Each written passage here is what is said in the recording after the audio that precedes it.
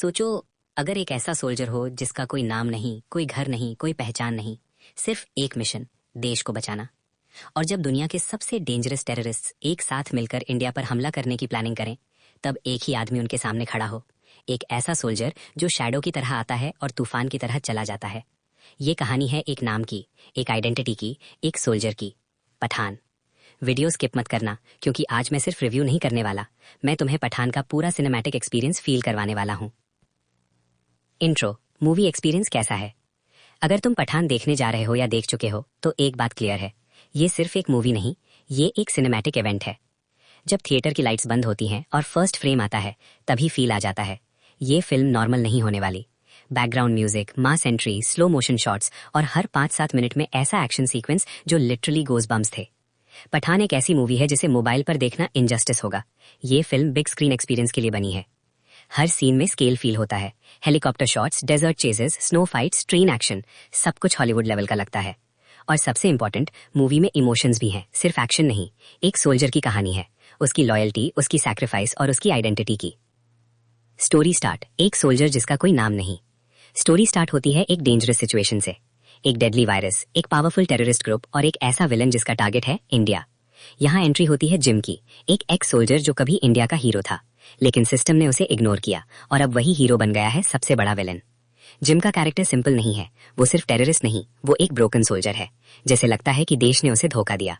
और जब एक सोल्जर टूट जाता है तो वो सबसे डेंजरस वेपन बन जाता है। इंडिया को बचाने के लिए रॉ को चाहिए एक ऐसा एजेंट जो रूल्स फॉलो ना करे, जो शैडो में काम करे, जो इम्पॉसिबल मिशंस को पॉसिबल बना दे। तब एंट्री होती है Pathaan. Pathaan entry, goosebumps moment. जब पठान फर्स्ट टाइम स्क्रीन पर आता है, थिएटर लिटरली एक्सप्लोड हो जाता है।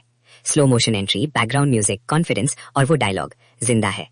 इस मोमेंट पर ऑडियंस को फील हो जाता है हीरो आ गया है। पठान कोई परफेक्ट हीरो नहीं, उसके पास सुपर पावर्स नहीं, लेकिन उसके पास है डेडिकेशन, लॉयल्टी और एक फियरलेस हार्ट।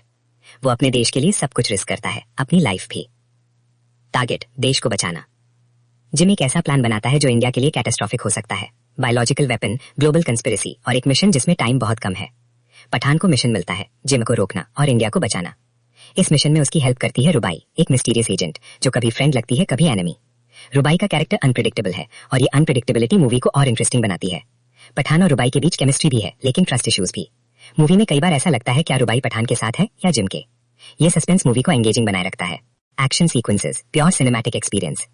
पठान का बिगेस्ट स्ट्रेंथ है एक्शन। हर एक्शन सीक्वेंस यूनिक फील होता है। हेलीकॉप्टर एंड ट्रक सीक्वेंस, ये सीन पूरे हॉलीवुड वाइब देता है। स्पीड, स्टंट्स, कैमरा वर्क, सब कुछ next level. Train fight scene, fast paced action, hand to hand combat और इंटेंस बैकग्राउंड म्यूजिक।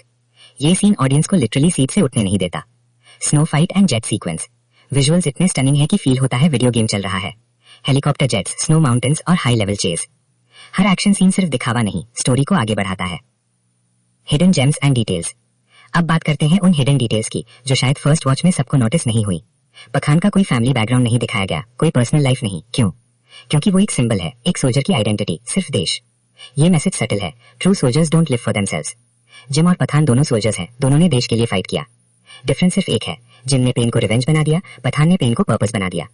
ये कॉन्ट्रास्ट मूवी का डीपेस्ट लेयर है। मूवी में एक डायलॉग आता है, देश के लिए क्या कर सकते हो।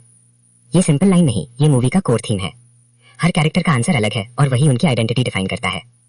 Cameo connection, spy universe. Movie में एक सरप्राइज कनेक्शन है स्पाई यूनिवर्स से। ये मोमेंट ऑडियंस के लिए प्योर गूज़बम्स है। ये शो करता है कि बॉलीवुड भी अब सिनेमैटिक यूनिवर्स क्रिएट कर रहा है। फिलोसॉफिकल एंगल, पठान का character.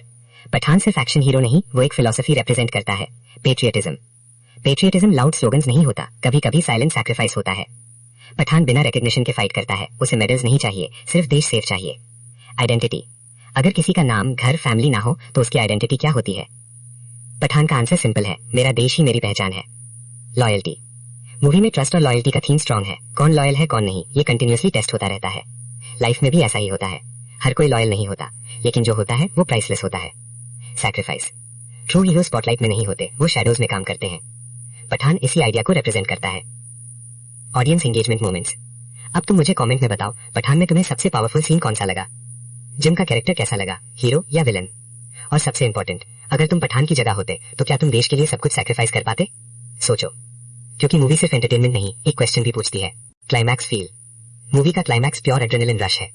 High stakes, emotional movements और एक ऐसा फेस ऑफ जो ऑडियंस को सीट से चिपका देता है। क्लाइमैक्स में सिर्फ एक्शन नहीं, इमोशन भी है और एक स्ट्रॉन्ग मैसेज भी। जब लास्ट सीन आता है तब फील होता है ये जर्नी वर्थ इट थी। Powerful conclusion. पठान एक मूवी नहीं, एक एक्सपीरियंस है। अगर तुम्हें मास एक्शन पसंद है, strong background music, stylish visuals और पेट्रियोटिक इमोशंस, तो पठान मस्ट वॉच है। ये फिल्म हमें याद दिलाती है हीरोज केप नहीं पहनते, कभी कभी वो यूनिफॉर्म पहनते हैं और कभी उनका कोई नाम भी नहीं होता।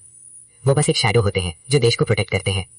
और शायद इसीलिए जब दुनिया पूछती है पठान कौन है, तो आंसर सिंपल है, हर वो इंसान जो देश के लिए खड़ा है वही पठान है। लाइट्स बंद होती हैं, स्क्रीन ब्लैक होती है और एक थॉट रह जाता है, देश सेफ तभी है जब कहीं ना कहीं कोई पठान अभी भी जिंदा है।